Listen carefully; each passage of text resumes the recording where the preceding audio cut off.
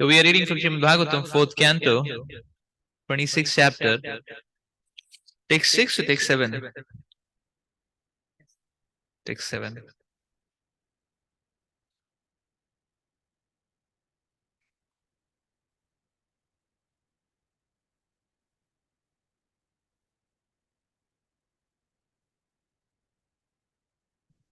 Ya evam karma niyatam vidvan kurvita manavaha karmana tena rajendra jnanena na salipyate.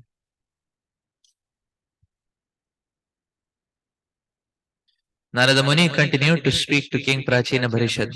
My dear king, any person who works according to the directions of the Vedic scriptures does not become involved in fruitive activities.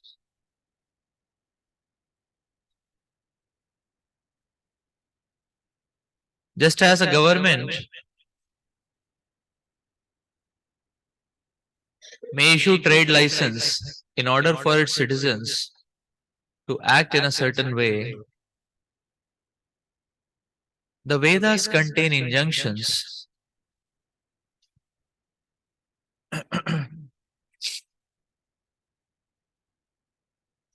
that restrain and regulate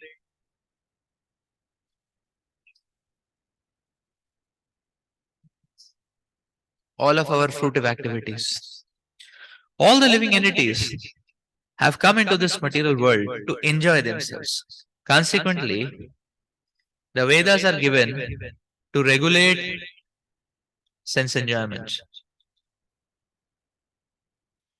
One who enjoys his senses under the Vedic regulative principles does not become entangled in the actions and reactions of his activities. As stated in the Bhagavad Gita 3.9, Yagnarthat Karmana, one should act only for the performance of Yajna or to satisfy Lord Vishnu. Anyatra lokoyam karma bandhanaha, otherwise any action will produce a reaction by which a living entity will be bound. A human being is especially meant to attain liberation from the bondage of birth, death, old age, and disease. He is therefore directed by the Vedic regulative principles to work in such a way that he may fulfill his desires for sense gratification and at the same time gradually become freed from material bondage. Action according to such principles is called as knowledge. Indeed, the word Veda means knowledge. The words Jnanena Nasalipyate indicate that by following the Vedic principles, one does not become involved in the actions and reactions of his fruitive activities.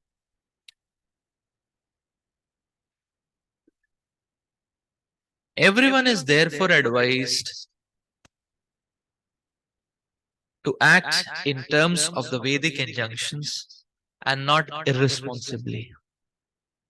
When a person within a state acts according to the laws and licenses of the government, he does not become involved in criminal activities. Man-made laws, however, are always defective because they are made by men who are prone to committing mistakes, being illusioned, cheating, and having imperfect senses. The Vedic instructions are different because they do not have the four defects. Vedic instructions are not subject to mistakes. The knowledge of the Vedas is knowledge received directly from God. And there is consequently no question of illusion, cheating, mistakes, or imperfect senses. All the Vedic knowledge is perfect because it is received directly from God by the Parampara, disciplic succession. In the Srimad Bhagavatam, it is said 1.1.1, Tene Brahma Hridaya Adikavaye. The original creature of this universe, known as Adi Kavi or Lord Brahma, was instructed by Krishna through the heart. After receiving these Vedic instructions from Lord Krishna himself, Brahma distributed the knowledge by the Parampara system to Narada, and Narada in turn distributed the knowledge to Vyasa.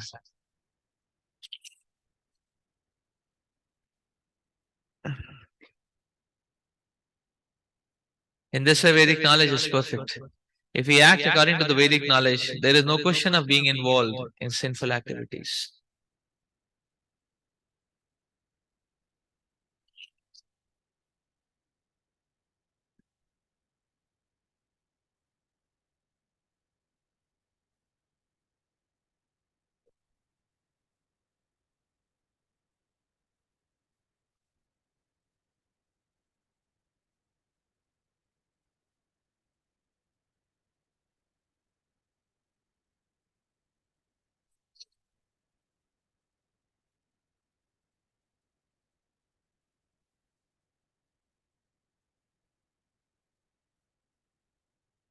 Srila Narada Muni is describing very beautifully here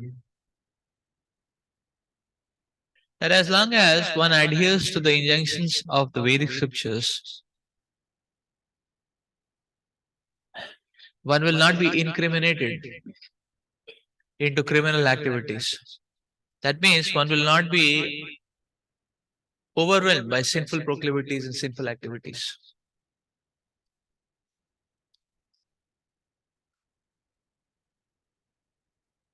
In Vedic injunctions,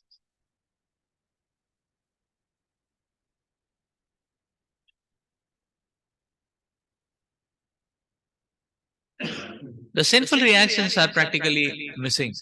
Why? Because the Vedic injunctions purify the living entity.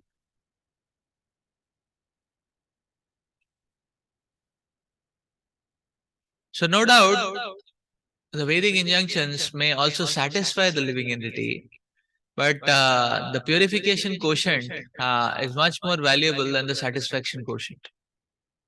So, therefore, the Vedas always take the living entity towards the rising curve, towards the evolution curve, where one's heart will be purified, and when once to the degree one's heart is purified, to that degree there are no sinful reactions which are coming in.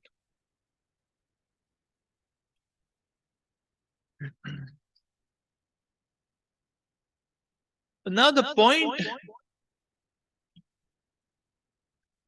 which comes here is, you see, the point which comes here is that the goal is adherence to the injunctions of the Vedas. See, Vedas give a lot of benefits to the living entity. Forget about Karma Kanda. Karma Kanda is all about material benefits. But even you see principles like mode of goodness. Mode of goodness gives a lot of material benefits also to the living entity.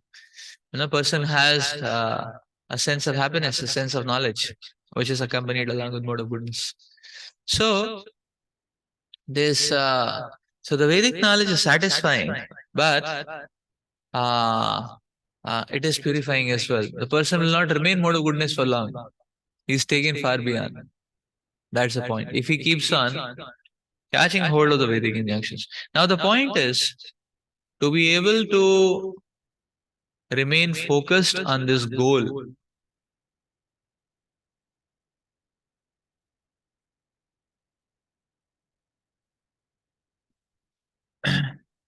To be able to remain focused on this goal,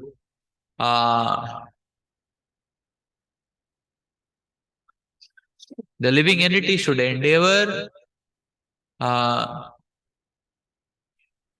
transform his desires from material to spiritual. The desire factor cannot be wiped off from the existence of the living entity, but the desires can be transformed. So rather than desiring, aspiring for oneself, one can transform his desires from material to spiritual.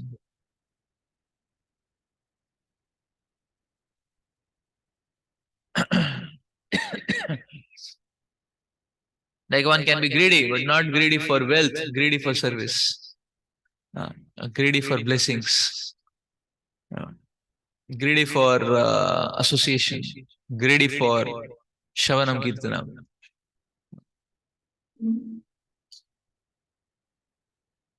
Without telling, one can be ambitious, but ambitious for Krishna. But okay, we'll preach to the whole world. No, ambitious for Krishna. Let's make 2000 devotees this year in IIT. That is ambition, is it not? You want to be ambitious, there's so much ground for it, is it not?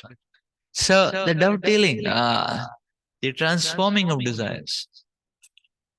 Now, if this homework is missing, and one is still preserving the lurking material desires, then what happens is that these lurking material desires, they they loosen the grip of the living entity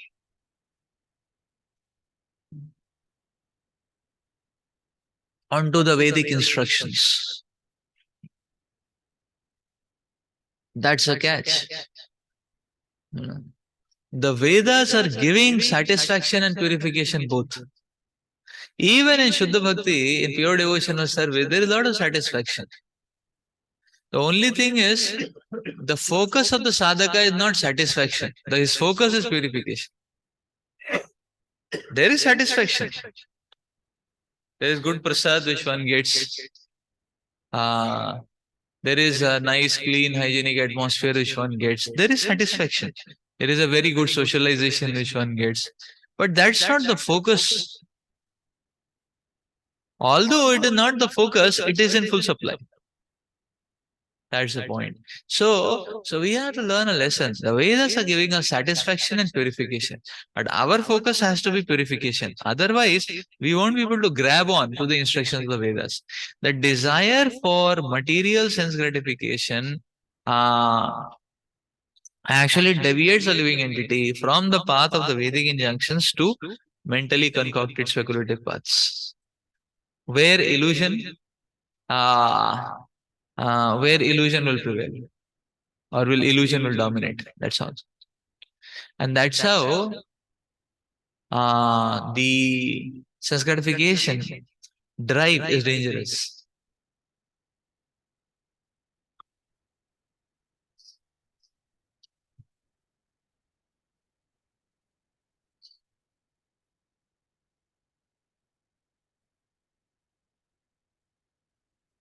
So one may say that no, I'll just follow the path of karma kanda and go on. It is not possible.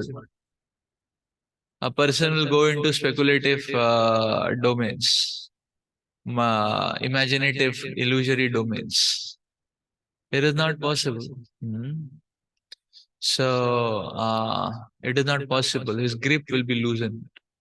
So you see, the lower rungs of the Vedic knowledge, they serve a temporary purpose.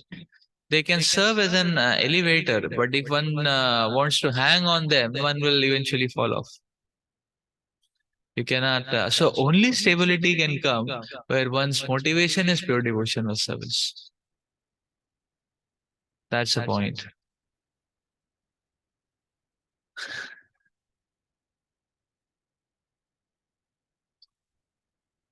Then what is the use of karma kanda, one may say? The use of karma kanda is just to instill faith that the Vedas can give satisfaction also.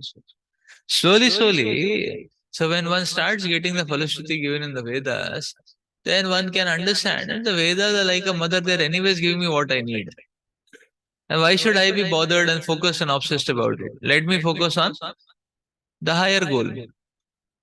Anyways, what is needed, the mother is giving. Anyway, she is giving the best. So what is the problem? Why then to be obsessed about demands? Anyways, she is giving the best. Let me just accept whatever is being given. So that's where that is the point which a sadhaka comes to.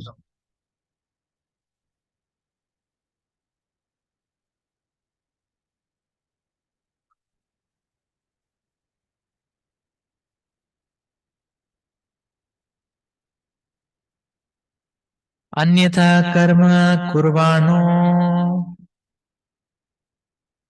manaruddho nibhadyate guna pravaha patito Nashta prajno vrajati yada. Otherwise, a person who acts whimsically falls down due to false prestige. See? Thus he becomes involved in the laws of nature, which are composed of the three qualities goodness, passion, and ignorance. In this way, the living entity becomes devoid of his real intelligence and becomes perpetually lost in the cycle of birth and death. Thus, he goes up and down from a microbe in stool to the high position in the Brahmaloka planet. Puppets? There are many important words in this verse.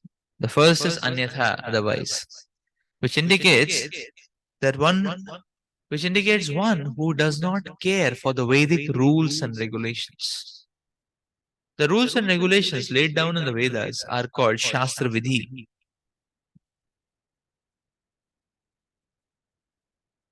Bhagavad Gita clearly states that one who does not accept the Shastra Vidhi or rules and regulations mentioned in the Vedic scriptures and acts whimsically or puffed up with false pride never attains perfection in this life, nor does he attain happiness or liberation from material condition.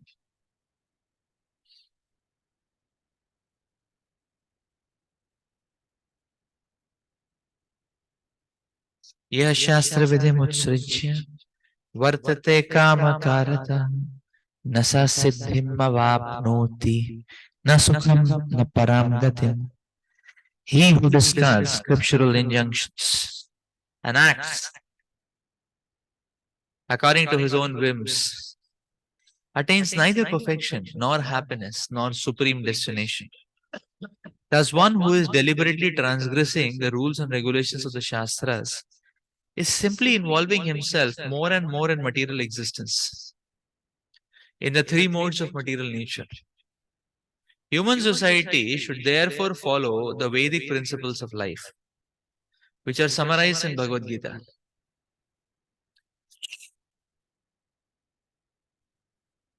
Otherwise, life in the material existence will continue.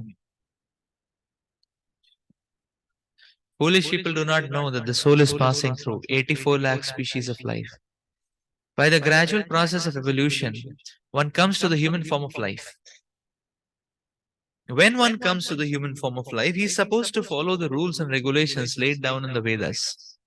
Sri Chaitanya Mahaprabhu says that the living entity, since time immemorial, is suffering the threefold miseries of material nature due to his demoniac attitude, which is a spirit of revolt against the Supreme Personality of Godhead. Krishna also confirms in Bhagavad Gita 15:7, Mamivamsho jiva loke jiva bhuta sanatana mana shashtani indriyani prakriti sthani karshati.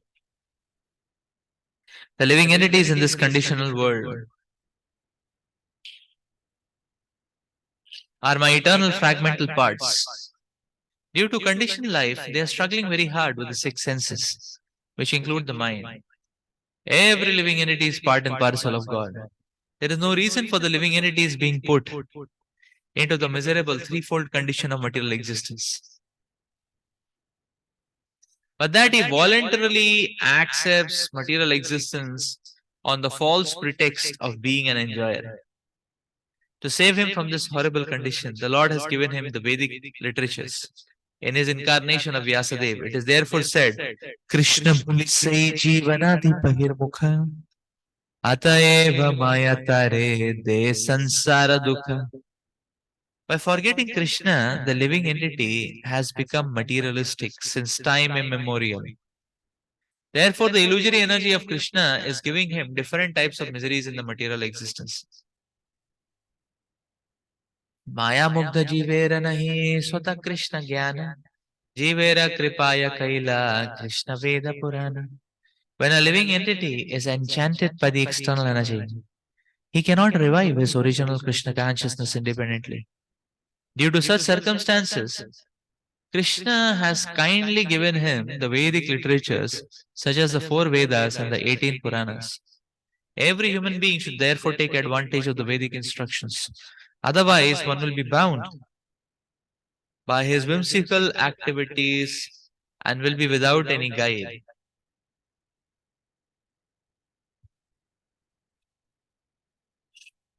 The word Manaruddha is also very significant in this verse.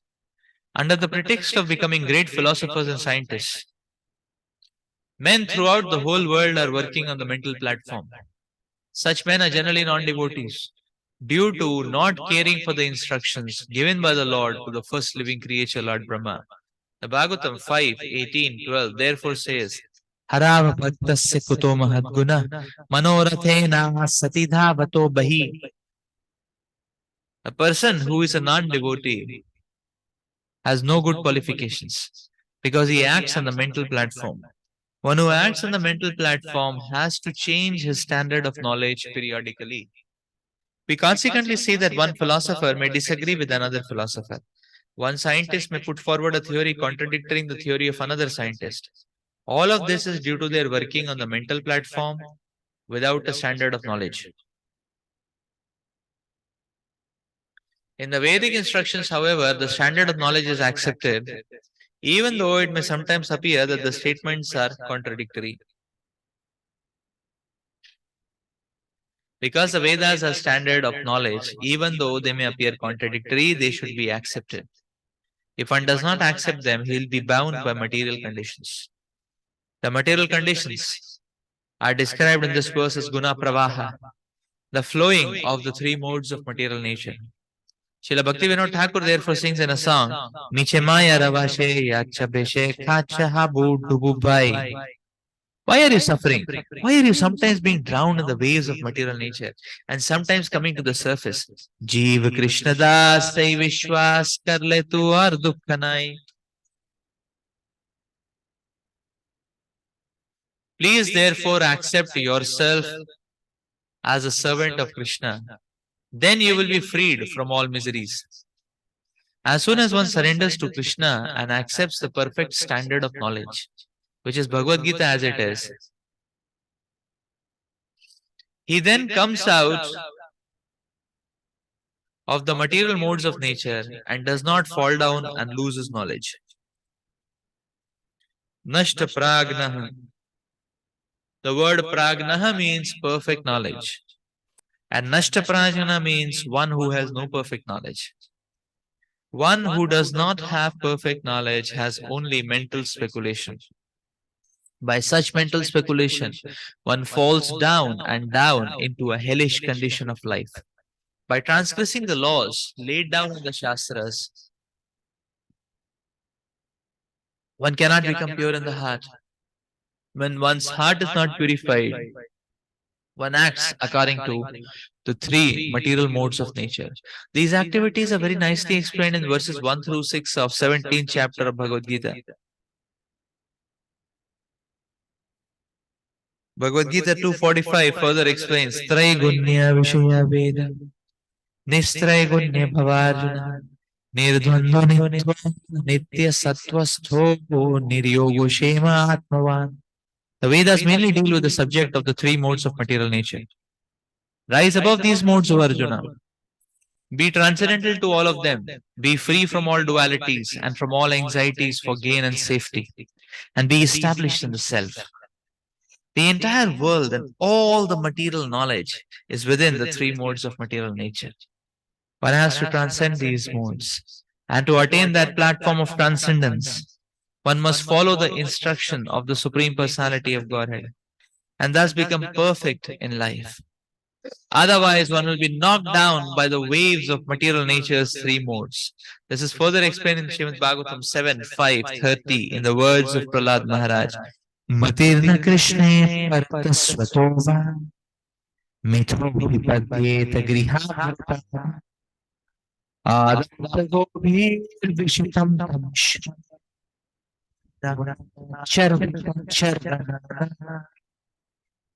Materialistic persons who are too much engaged in material enjoyment and who do not know anything beyond their material experiences are carried by the whims of material nature.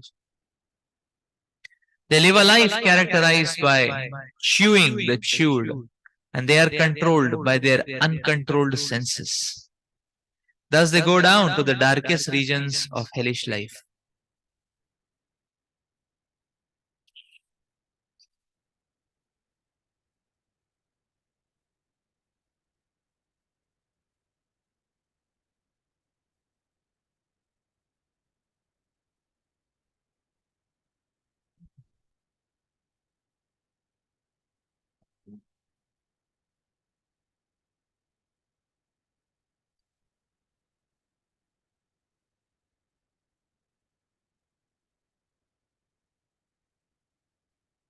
The main problem is the mental platform, as is highlighted here in this verse.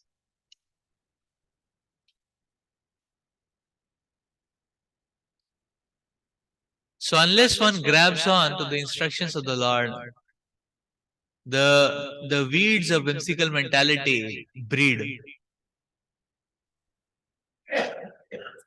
And these whimsical mentality incriminate the living entity into this foray of the three modes. So you see the network of the three modes is very intricate, and it is deeply entangling. This very network of the three modes of material nature is described in the fifth chapter of Bhagavad Gita as the upside down Ashwatha tree, the great banyan tree, where we don't know where it starts from and where it ends, and we are just caught and lost. That's this network of the three modes. So the moment uh, we come under the grip of the three modes, then it's an ever increasing and ever entangling grip. We will not even know what is the way to get out. That's the problem with this Ashwatha tree. So on whimsical notes, a person now considers the pathway of entanglement to the pathway of liberation. So he's thinking he's getting disentangled, but he's getting further entangled. That's what happens to the living entity. This is called as illusion. This is called as Maya. The person is thinking he is getting disentangled, but he's getting further entangled. That's what is happening. So this whimsical note is a very dangerous note. And Prabhupada is describing the whole world is carried on by this whimsical note. So it is not just these mental speculators and empiric philosophers that they differ from each other and they have these whimsical notes. You see, the mundane philosophers and scientists also, they are going on this whimsical note. So they are simply producing all these mental convolutions which are geared and steered by the three modes. All these mental convolutions simply enhance the entanglement of the living entity.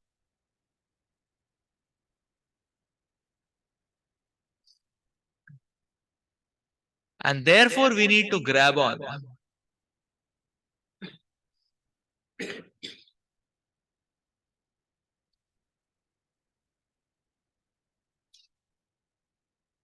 Therefore, we need to grab on to the instructions of the Supreme Lord.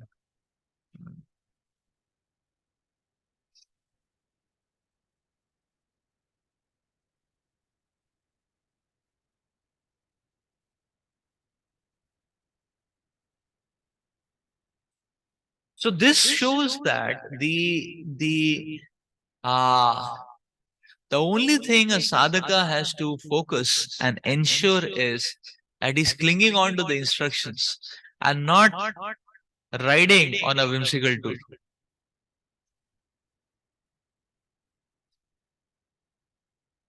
Because as long as one is clinging on to the instructions of the Lord, very soon he'll get purified. You know, see, when the Bhagavad Gita is speaking about this aspect, then the Bhagavad Gita is telling, never mind how a person is Krishna consciousness, has come to Krishna consciousness, never mind how a person has come to Krishna consciousness. Whether one has been an Artharthi, Jigyasu, Jnani, doesn't mind. One may say, oh, I was not, I was not the Jnani, you know, who wanted absolute truth and was a seeker behind it. I was just, Artharthi, The Shastras are telling don't mind, never mind. So one may be an Artho, one may be distressed, and therefore he has come to Krishna for relief from being relieved of his distress. One may have come to Krishna for wealth or sense gratification, Artharthi. Krishna is telling, don't mind. If he clings on to the instructions, he is going to get purified very soon. He's going to get purified very, very soon. If he clings on to the instructions.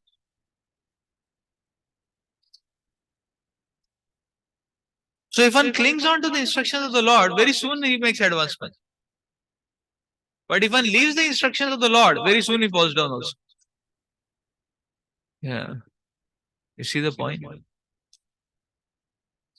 So you grab onto the instructions of the Lord, the advancement is very steep. But one leaves the lotus feet of the Lord and goes on a whimsical note, the fall is also very steep. So that's the point. The fall is also very steep.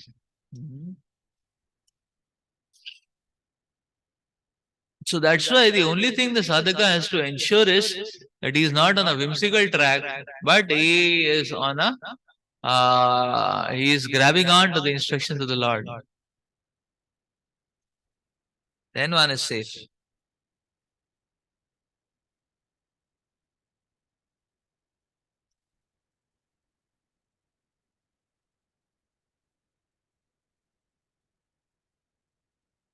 Tatra nirbhinna gatranam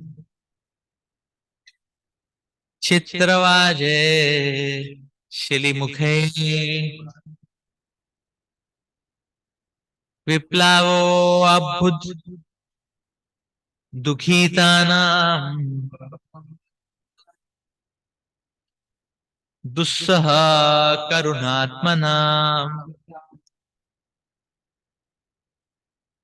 When King Puranjana was hunting in this way, many animals within the forest lost their lives with great pain, being pierced by the sharp arrowheads. Upon seeing these devastating, ghastly activities performed by the king, all the people who were merciful by nature became very unhappy. Such merciful persons could not tolerate seeing all this killing. Purport: when demoniac persons engage in animal killing, the demigods or the devotees of the Lord are very much afflicted by this killing. Demoniac civilizations in the modern age maintain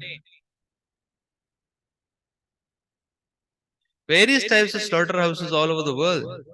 Rascal swamis and yogis encourage foolish persons to go on eating flesh and killing animals and at the same time continue their so-called meditation and mystic practices. All these affairs are ghastly. And a compassionate person, namely a devotee of the Lord, becomes very unhappy to see such a sight. The hunting process is also carried on in a different way, as we have already explained. Hunting women, drinking different types of liquor, being intoxicated, killing animals, enjoying sex, all serve as the basis of modern civilization.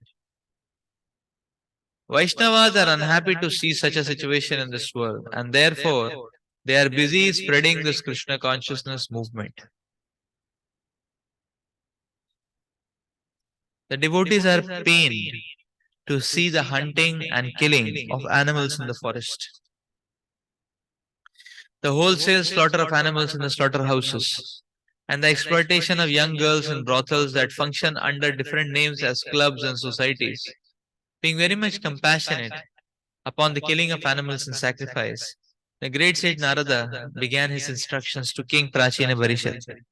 In these instructions, Narad Muni explained that devotees like him are very much afflicted by all the killing that goes on in human society. Not only are saintly persons afflicted by this killing, but even God himself is afflicted and therefore comes down in the incarnation of Lord Buddha Jayadev Goswami therefore sings, Sadaya Hridaya Darshita Pashughatam, simply to stop the killing of animals. Lord Buddha compassionately appeared. Some rascals put forward the theory that the animal has no soul and is something like a dead stone. In this way, they rationalize that there is no sin in animal killing. Actually, animals are not dead stone, but the killers of animals are stone hearted. Consequently, no reason or philosophy appears to them. They continue keeping slaughterhouses and killing animals in the forest. The conclusion is that one who does not care for the instructions of saintly persons like Narada and his disciplic succession surely falls into the category of Nashta Pragna and thus goes to hell.